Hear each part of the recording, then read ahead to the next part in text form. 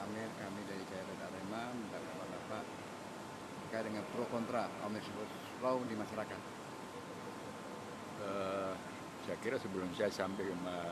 untuk memberikan pandangan mengenai kontroversi atau uh, beda pendapat mengenai pembahasan Omnibus Law yang sekarang sedang berlangsung di parlemen kita, perlu saya jelaskan bahwa dalam tahun ini dan tahun depan itu akan ada beberapa perusahaan konglomerat atau konglomerasi perusahaan yang izinnya di bidang pertambangan itu akan habis. Selain itu juga ada izin di bidang HPH, pengusahaan hutan yang akan habis. Nah, ada rencana yang kita ketahui bahwa rezim Pak Jokowi ini sedang mempersiapkan satu rencana untuk memberikan kembali izin pertambangan kepada para konglomerat itu dan perpanjangan HPH kepada para konglomerat itu bisa sampai 90 tahun. Nah, apabila ini benar terjadi, maka ini kan akan sangat merugikan bangsa dan negara kita,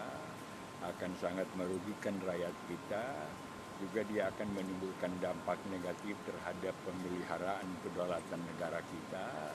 dan di satu sisi juga nanti dia akan berkembang jauh sehingga menimbulkan resistensi besar terhadap kebijakan dan strategi pertahanan negara kita. Oleh karena itu, saya berpendapat bersama-sama dengan teman-teman saya di Majelis Permusyawaratan Bumi Putra Indonesia bahwa karena ada pengaruh negatif berbagai aspek kedaulatan negara dan pertahanan negara, dan dengan melihat agenda-agenda tersembunyi yang ada di balik upaya pembahasan RUU Omnibus Law ini, maka kita akan secara tegas menolak Omnibus Law ini dan bahkan mengharapkan agar supaya sebaiknya Presiden Jokowi tidak perlu lagi melanjutkan pembahasan RUU ini di parlemen dan membatalkan pembahasan RUU Omnibus Law ini menjadi undang-undang, karena menurut kami kalau ini diteruskan akan menimbulkan masalah yang lebih kompleks dalam kehidupan kebangsaan dan ketatanegaraan kita. Lalu apa yang akan dilakukan oleh Bapak bersama teman-teman Majelis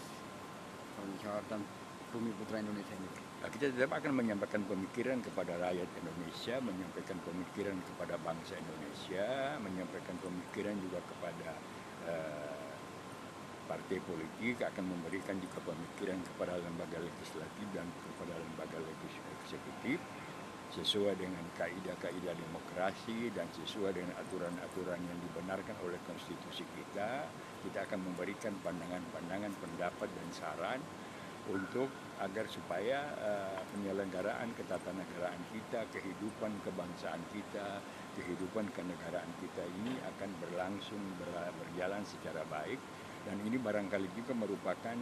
salah satu aspek dari pemikiran kita untuk mendukung gagasan yang sudah mulai diterima oleh banyak pihak, baik masyarakat intelektual, baik kalangan akademisi, baik para pegiat lembaga swadaya masyarakat, para purnawirawan TNI dan Polri yang makin hari makin merasa bahwa sudah tiba saatnya kita kembali ke Undang-Undang Dasar 45 yang ditetapkan pada tanggal 17 Agustus 1945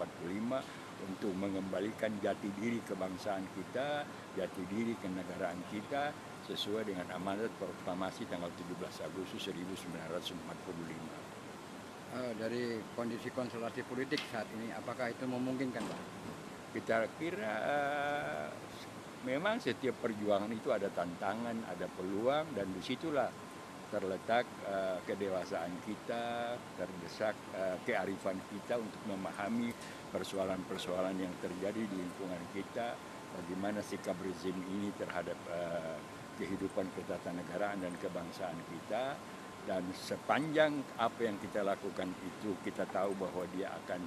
sesuai dengan apa yang diatur oleh konstitusi, maka tentu kita akan berjuang terus walaupun kita melihat bahwa memang ada perbedaan yang sangat prinsipal antara masyarakat dengan rezim yang sekarang berkuasa, terutama mengenai praktek-praktek ketatanegaraan kita, mengenai dasar-dasar konstitusi kita, sehingga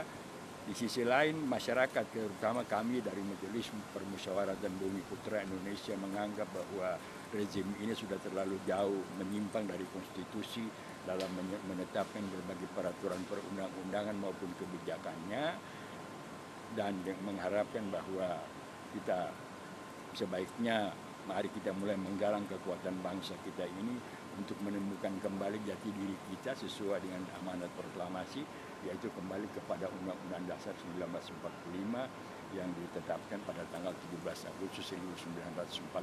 itu. Oke Pak, terima kasih.